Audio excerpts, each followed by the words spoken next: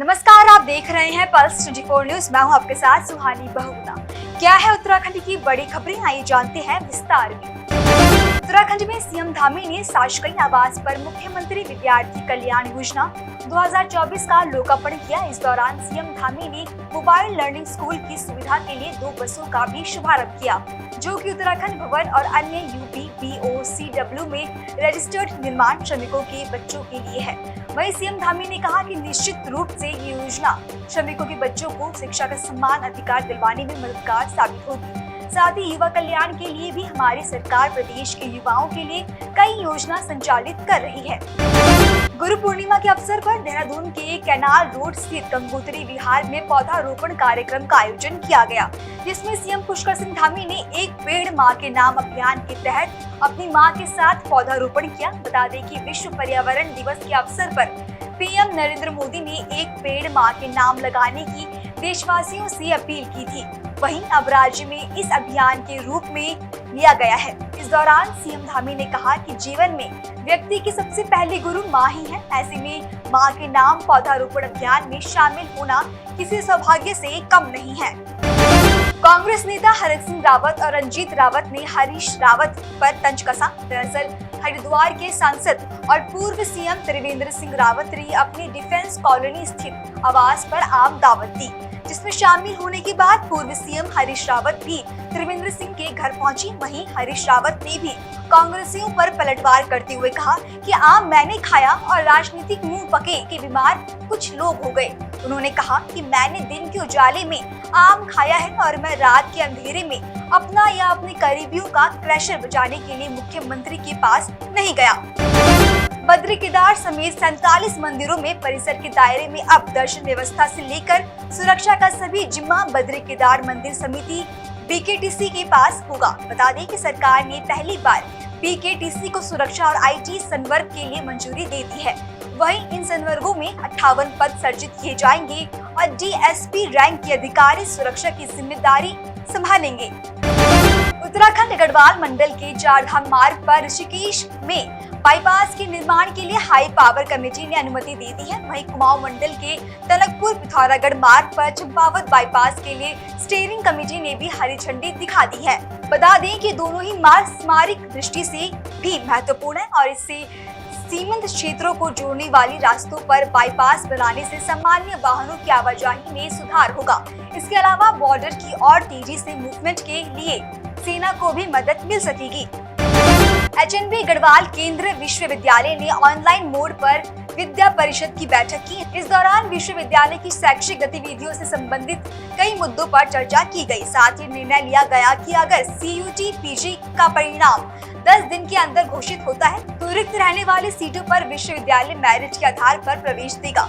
वहीं अगर परिणाम में देरी होती है तो विश्वविद्यालय में UG कक्षाओं में पूरी प्रवेश प्रक्रिया मेरिट के आधार पर दी जाएगी।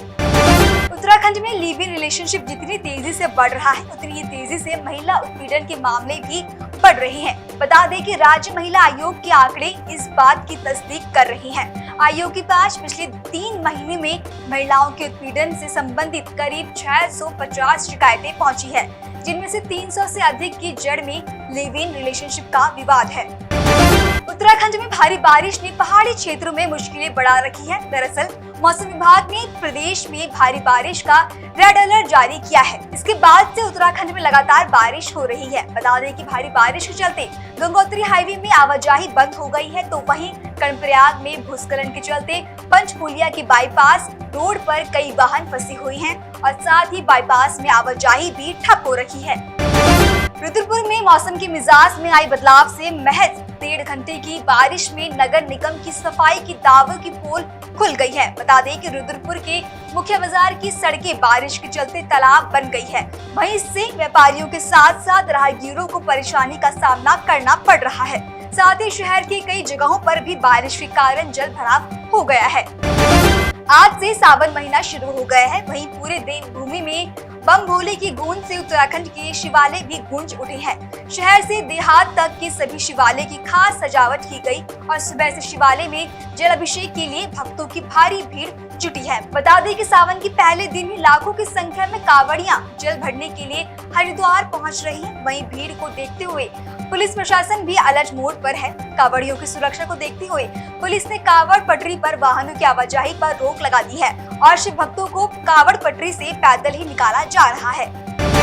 कांवड़ यात्रा को लेकर सभी राज्यों की पुलिस अलर्ट मोड पर है। वहीं यात्रा को लेकर ट्रैफिक डाइवर्जन प्लान रात 12 बजे से लागू कर दिया गया है। ट्रैफिक डाइवर्जन प्लान के तहत भारी कमर्शियल गाड़ियों को हाईवे पर नहीं जाने दिया जाएगा, जबकि देहरादून, ऋषिकेश और हरिद्वार से यूपी के रास्ते दिल्ली जाने वाली रोडवेज बसों का रूट भी बदल दिया गया है। उत्तराखंड में व्यास घाटी के चीन सीमा से सटे गांव नाबी में आजादी के बाद पहली बार फोन की घंटी बजी। बता दें कि गांव 10,500 फीट की ऊंचाई पर है और आदि कैलाश का रास्ता यहीं से होके जाता है।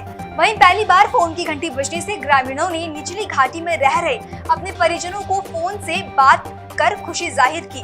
बता दें कि संचार सेवा जियो ने शुरू की है, जिसकी अब न केवल स्थानीय ग्रामीण और आदि कैलाश यात्री बल्कि सुरक्षा कर्मियों को भी संचार सुविधा का लाभ मिलेगा। अल्मोड़ा हल्द्वानी हाईवे पर चौंसली के पास केमू की एक बस अनियंत्रित होकर सड़क पर गिरी। हादसे में बस में सवार 7 यात्री घायल हो गए, जिनमें से 4 की हालत गंभीर बनी हुई है। वहीं सूचना के मिलते ही पुलिस ने मौके पर पहुंचकर सभी घायलों को इलाज के लिए सामुदायिक स्वास्थ्य केंद्र में भर्ती कराया। बता दें कि हादसे के समय बस में करीब 25 से 30 लोग मौजूद थे। रुड़की में एक निजी कंपनी की टैक्सी चालक की सीने में गोली मारकर हत्या कर दी गई। बताया गया है कि आरोपी चालक के शव को गन्ने के खेत में फेंक कर आरोपी फरार हो गया। वहीं टैक्सी रुड़की मंगलौर रोड पर लावारिस हालत में खड़ी मिली। जानकारी के अनुसार आरोपियों ने दिल्ली से हरिद्वार आने के लिए टैक्सी बुक की थी। वहीं सूचना के मिलते ही पुलिस मौके पर पहुंचकर शव को पोस्टमार्टम के लिए भेजकर आरोपियों की तलाश में जुट गई है। साल 2008 में नगर कोतवाली क्षेत्र में लापता हुए दिल्ली के परिवार के मामले की जांच को लेकर सीबीआई की टीम हरिद्वार पहुंची, जहां सीबीआई ने घटना से संबंधित जानकारी के लिए स्थानीय लोगों के साथ ही समाचार पत्रों के कार्यालय में भी संपर्क किया।